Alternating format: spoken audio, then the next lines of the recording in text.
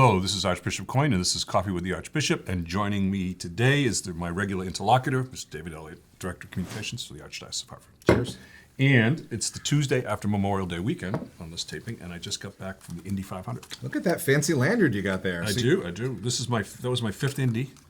When I was in Indianapolis, wow. Yeah, Okay. when I was in Indianapolis, the Archbishop of Indianapolis always does the prayer before a race, just before the race starts. And so, because I was there when Archbishop Daniel unfortunately had his stroke, and then I was the apostolic administrator, and then Archbishop Tobin arrived, but he couldn't be available that week, and I got four Indy 500s in a row, including the 100th anniversary. I got to do the prayer before the race. Wow. Yeah. There's a rumor going around that you could hear that prayer on YouTube. It is. It's out there. It's on my Facebook page. Yeah. But I always said to people, it's a different Sunday crowd because half of them are shirtless and liquored up, and so it's always. But so Archbishop Thompson, who's the Archbishop out there now, is still a good friend of mine. So I was going out with Father Anthony Federico because he'd never been to Indy 500. It was on his bucket list because we talk about bucket lists. Sure. And I said, well, let me call my friends, and they got us tickets. And then I called Archbishop Thompson. I said, hey, do you think you could get us pit passes? And he says, yeah, I'll get you pit passes, and then I'll get you pagoda passes. See, it says VIP. I got us a VIP. And So what is to be found inside that pagoda? Well, we were on the second level, and so that means we were like just above the track in these glass enclosed suites. And Anthony and I we grabbed seats right away, right in the front row. So we were right at the glass, and we were like 10 yards away from pit row. Wow. So during the race, we saw all these people pitting. We see the track, cars going by on the track. The start line was about 50 yards down to our right, and the turn one was down that way. And it was great. It was great. The suite was comfortable, had liquor, which we didn't do. I didn't drink at the track because I just said I'm not going to. Because we got there at 7:30 in the morning. Sure. And and then we didn't get home until 7:30. There are some limits to your powers. Drinking at 7 in the morning is, No, we had breakfast though. That's good. The funny thing is, we got there and I said, "Is there any coffee?" And they said no because we're all partying outside. And friends got a lot of money, so they Uber eat from Starbucks delivered to the track. Wow! Wow! Two boxes of Starbucks. Nice. I don't really like Starbucks, but it was like, hey, listen. But could you pick it out of a lineup? I could pick. Oh yes, absolutely. Yes, It was good. So I got my coffee. So that was fun. So he got that on his bucket list. And checking it off. Now, have you done Wimbledon? I have not. I really would like to do Wimbledon. Wimbledon, to get tickets, is very, very complicated. You have to enter, as far as I'm aware, the way the process works, you have to enter a lottery just to be able to buy them. And it's very, very difficult. Obviously, there's many, many people who are trying to get tickets. And also, the stadium is not huge. I mean, I've been to the U.S. Open many times. I love the U.S. Open. But the U.S. Open is, center court is in a gigantic stadium. I mean, tens of thousands. It's a huge place. Whereas Wimbledon is much smaller, as far as I could tell from looking at it. So it's very, very difficult to get tickets. And that's why I always feel particularly aggrieved by seeing all these celebrities, at Wimbledon, all that. It's like, let the common man in, Yeah, come on. So, no, so I have not been to Wimbledon. It is on the bucket list, as is the French Open, which has just started, which I was watching yesterday. I watched Yannick Sinner, world number 1 Italian, who got to meet Pope Leo within the first week. That's right. That's so. Yeah, that's when he requested a sinner be brought to him. United States bucket list. The only thing that's missing is the Kentucky Derby.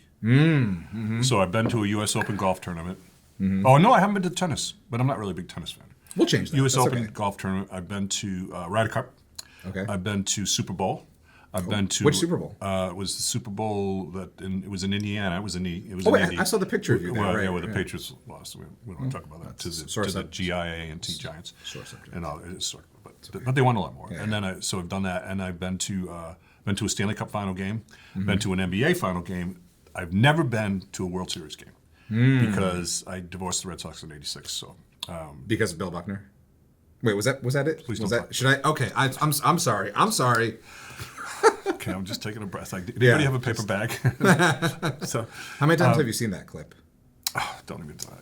Was it just the one and done? No, I don't know what's worse. The Tyree catch, the helmet catch. Oh, I did see that. Or the Buckner thing. I don't know what's worse. I don't know what's worse. So the United States, my only bucket list thing is, pretty much the Kentucky Derby. Is there an active plan to check that off the bucket list? Are you thinking one of these years you're going to get down there and have a mint-julep? No, Mark Spalding's a bishop in Tennessee. And I've got friends who are bishops in Kentucky too. Sure. So, yeah, I can get in there.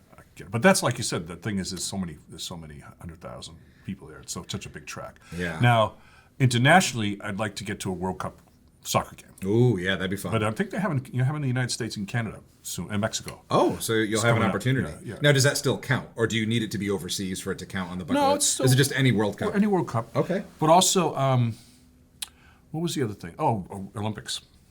Which that is coming to America soon, correct? Yeah. Are you going to go down? Yeah. Okay. I'm going to get to it. Yeah, I'm going to get to something. It's where, San Francisco, L.A., San Francisco. South LA. Yeah. I'll get to something. I'll get to something. Whatever. I could just. Which sport? Maybe the curling. Curling looks interesting. No, flag football. Something really. Flag football. There's also some pretty cool things that we wouldn't really think about them as sports. Isn't there like parkour? Is there? Or something like that or whatever. But actually, is curling? Is that winter only? Is that? Listen. I was in Indianapolis. They had the Winter Olympics on. Yeah. I got the flu. I was really sick, and I was in my apartment, but just by myself. And I said, "Don't leave me alone. Just slide the food under the door." That's me on like a regular day. I sat in that recliner for like 6 or 7 days, and during the day, the Winter Olympics, they don't show like the hockey games and stuff like that. The curling. So I became a big fan of curling. It is rather. That's how sick I was that I actually sat and watched curling. It seems like it takes real athletic ability, like to be able to. Well, you know what? Doing this, those guys must be great at cleaning off snow off a car. Yeah. So, I mean, what's your bucket list? I mean, again, everything for me sports-wise is so tennis-centric. So it's the Grand Slam. So I would love to go to Wimbledon, love to go to the French Open. Australian Open, the jury's out on that because I've seen recently on social media, there's a lot of big, huge spiders in Australia. I don't know if you're familiar with this. Yeah, Bill, I forget his name, Walk in the Woods. The author, he has a whole book on Australia. And it's ludicrous. I don't know how many lives things there. could kill you. Yeah. There are more things in Australia that can kill you than anywhere else in the world. Also, it's like a 24-hour flight down there, which I'm not too cool on. Yeah. But no, huge like rats and huge spiders. I mean, now I don't mean to besmirch our Australian viewers, of which I'm sure there are none. But all the same, it's very, very troubling. In fact, I'm quite concerned about the citizens down there, if we're being honest. You're such a big-hearted person. I know. It's just, I don't really know what to say to that. Yeah. What are you going to do? I'm concerned for. I want you to know I'm concerned. Australia, we're concerned about. Exactly. But yeah, that's my bucket. I mean, I've seen a lot. I mean, I'm very grateful to have gone to the U.S. Open 3 or 4 times. It's so much fun seeing. The top athletes in the sport you love the most. I think that's the thing that it really draws so many people to sports is because obviously we've all played sports recreationally, but to see the top performers, people who have dedicated their lives to being the best at it, it's an incredible thing to see. It really is. Yeah, but when I went to the U.S. Open at the Country Club in Brookline, Massachusetts, way back when it was like 86, 87, I had broken my ankle playing basketball. And so somebody arranged for me to get a golf cart. So I actually, they drive me around. I got like front row seats. That's nice. It was nice. Curtis Strange had to come back on the Monday for a tiebreaker, but it was just so fun.